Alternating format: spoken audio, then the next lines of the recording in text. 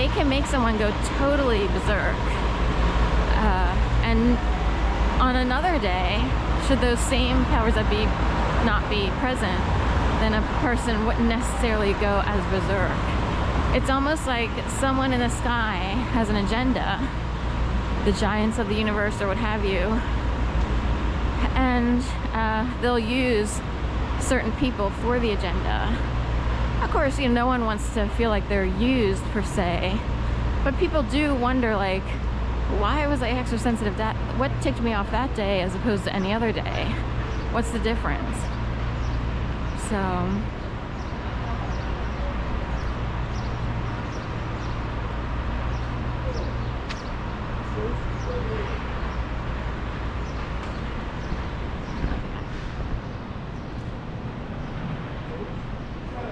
I love taking a photo of the IHOP.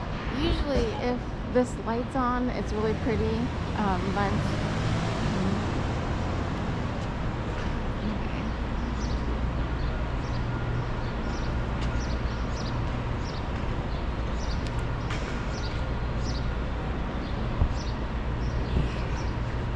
Sonia Logistics, Rosonia.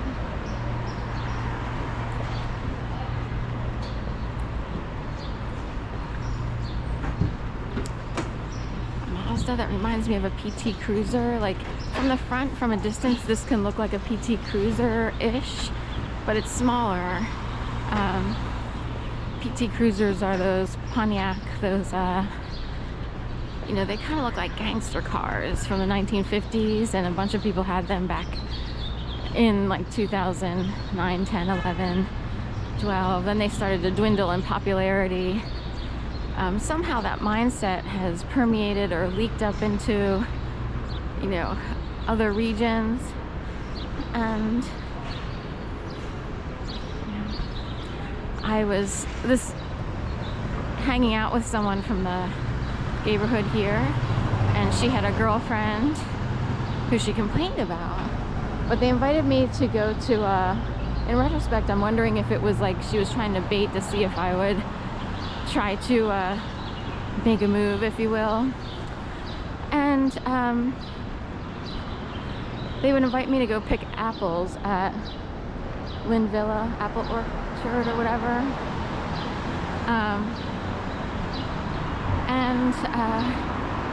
So I was like, okay, so the three of us went along with, was it 2 other people or 3 other people? I forget how many people went. So we, you know, most of us piled into her car. I forget if someone went, you know, if there was a second car. I'm trying to remember exactly who went. But on the way home, we were in the PT Cruiser. 2 things. They wanted to stop at a Dunkin' Donuts really quick for, you know, the partner, Karina, who the name is deceiving because Karina doesn't fit like who she is or where she's from. And you would think like a Russian or Ukrainian or Italiana, you know, no? Completely opposite. So, right close. Anyway, we're in the cruiser and they decide to drop me off. And, you know, I get out of the car and so does Karina, who was driving. And there were little, you know, I had my little basket barrel thing, that cute little thing you get when you pick apples, in the back. So she needed to get stuff out of the trunk. And what struck me as odd, and I have a weird thing with cars, it's hard to explain, but what struck me was her girlfriend, the one who kept complaining about her privately to me, should we get coffee, when Karina went out to a special soccer, you know, babes soccer match in, you know, San Francisco or similar, was that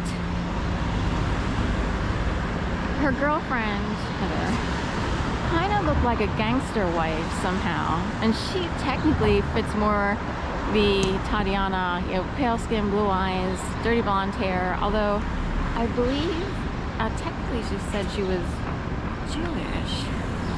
So there are Ashkenazic Jewish, Eastern European Jewish folks who, you know, don't have dark hair.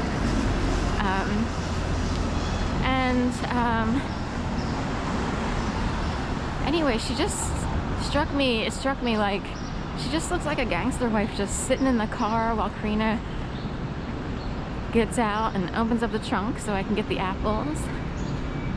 And I thought it was interesting.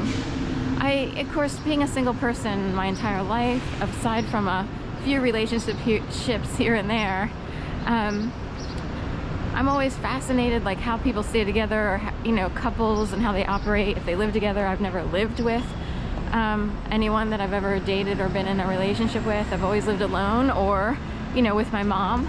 So, and then, of course, 2.5 years with my mom and aunt in Gainesville, Florida, most recently, leading up to the pandemic. So I'm always fascinated, you know, by stuff like that. But anyway, it struck me. She looks like a gangsta. Colombian, yeah. Or actually Brazilian. I think actually she's from Brazil, the driver of the Pontiac PT Cruiser. Her, I'm not sure how she wound up here, but she even went to school in Brazil, but somehow her dad or similar got them to the United States. I'm not sure why exactly. She speaks some Portuguese. I'm not really sure how long they've been in America, but she claims to have gone to school, like college or what have you, in Brazil. So, but Brazil speaks Portuguese. It's one of the few, there's only 2 countries in South America with Portuguese-speaking people or Portuguese-speaking population.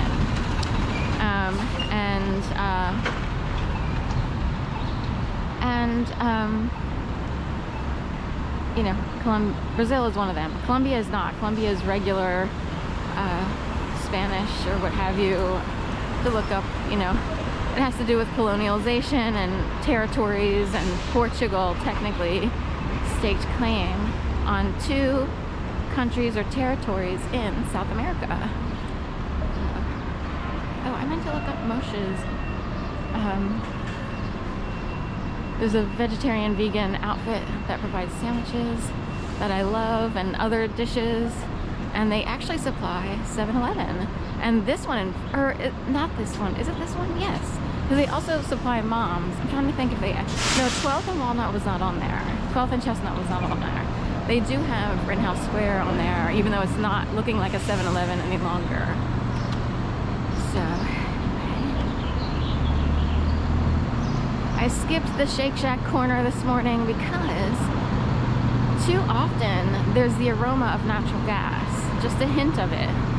But it's enough to make me wonder, like, why hasn't it been fixed? Where's it coming from? And this section can be a little sketchy. Lowe's, this building here, actually had someone jump off the rooftop. This is back in 2008 or 9. Someone technically committed suicide from the Lowe's. I would work late, you know, like a year later in the building that's now a Canopy Hotel. It used to be a social services building, and I worked as an advocate counselor for women in transition.